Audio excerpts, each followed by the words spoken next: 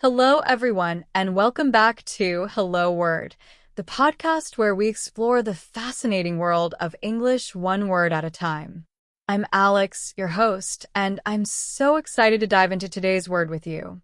The word of the day is be.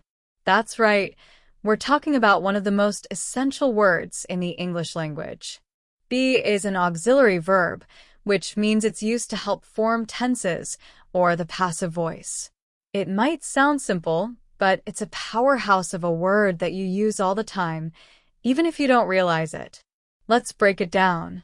Be is the backbone of sentences like, I am happy, she is reading, or they were invited to the party. It helps describe a state, an action, or even what's happening to someone or something. Here's a fun fact. Be is one of the most versatile verbs in English and appears in many different forms like am, is, are, was, and were. It's like the Swiss Army knife of verbs. Now, let's talk about some synonyms. While there aren't exact replacements for be since it's so unique, there are similar words like exist, occur, or happen depending on the context.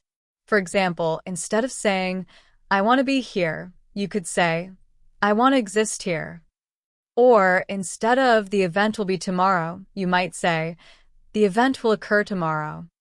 On the flip side, antonyms of be can include cease, disappear, or end.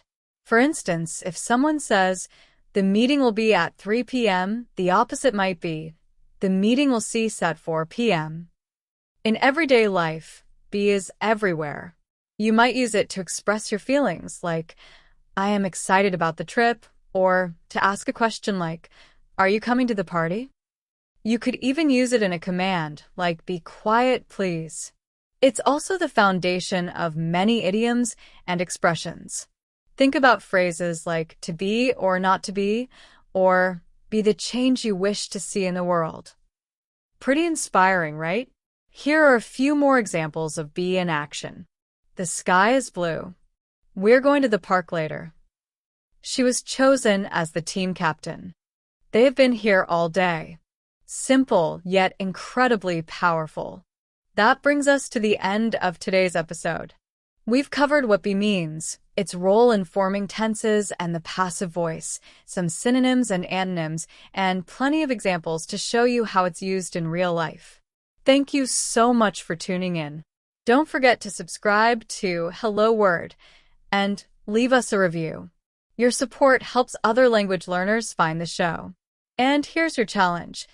Create your own sentence using the word be and share it in the comments. I can't wait to see what you come up with.